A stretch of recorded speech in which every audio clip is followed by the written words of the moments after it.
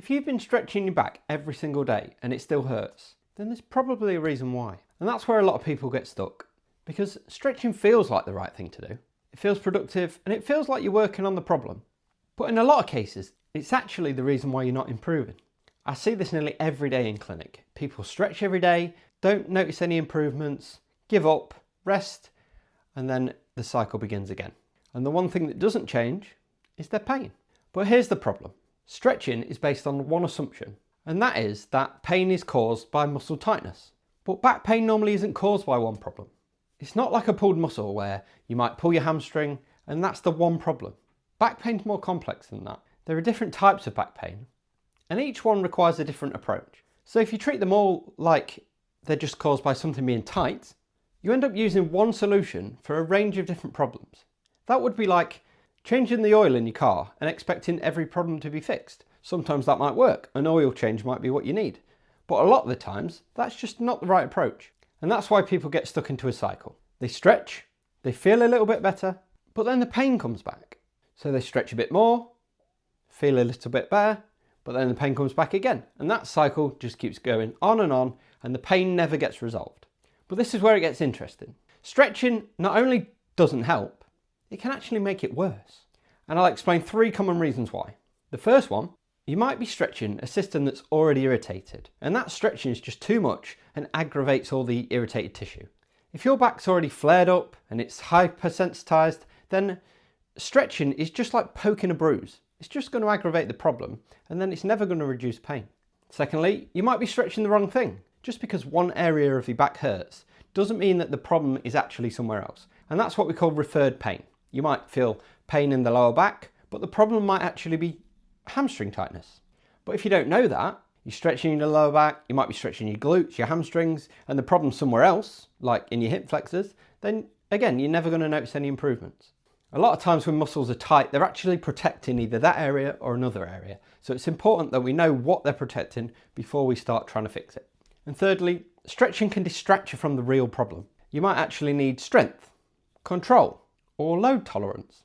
So you feel like you're doing something helpful, you dedicated time to improving your flexibility through stretching, but that's not actually the best use of your time. So here's a pretty useful shift. Instead of thinking, what stretch should I be doing? You need to think about, what type of back pain do I have? Because most back pain fits into a few broad patterns. There are people who feel really stiff, especially if they spend a lot of time sitting and that's freed up with movement. There are people whose backs are more irritated, so the tissue itself is irritated. It could be hypersensitive, it could be inflamed. And here, too much movement will aggravate the problem.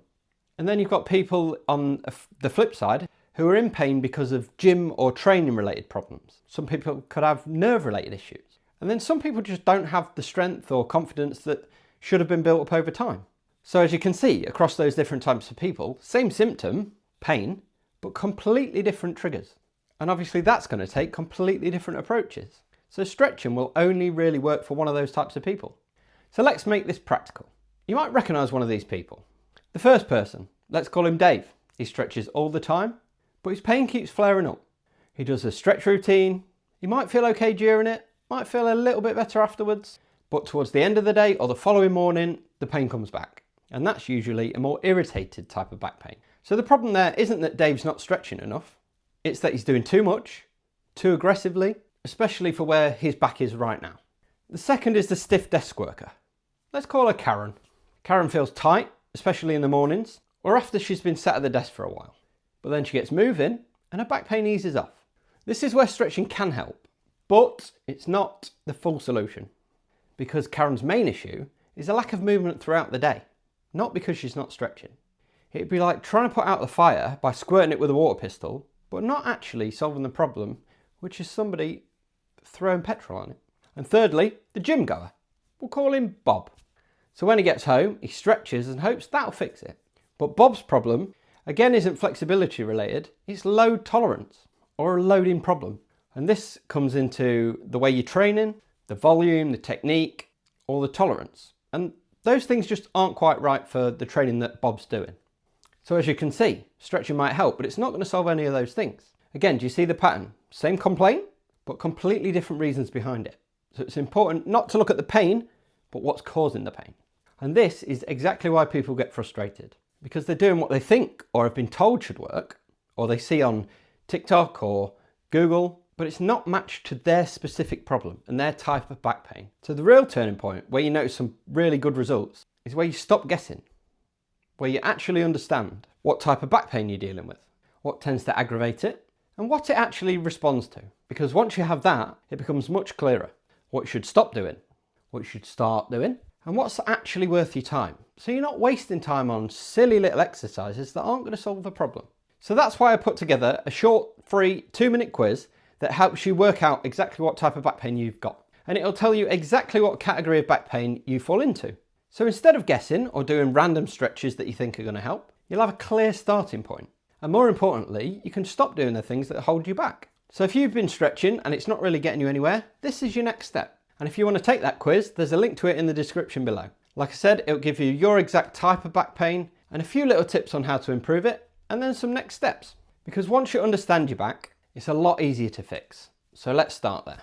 And if you've tried resting, then you might want to watch this video, which will explain exactly why resting doesn't solve the problem and your back pain keeps coming back. Thanks for watching.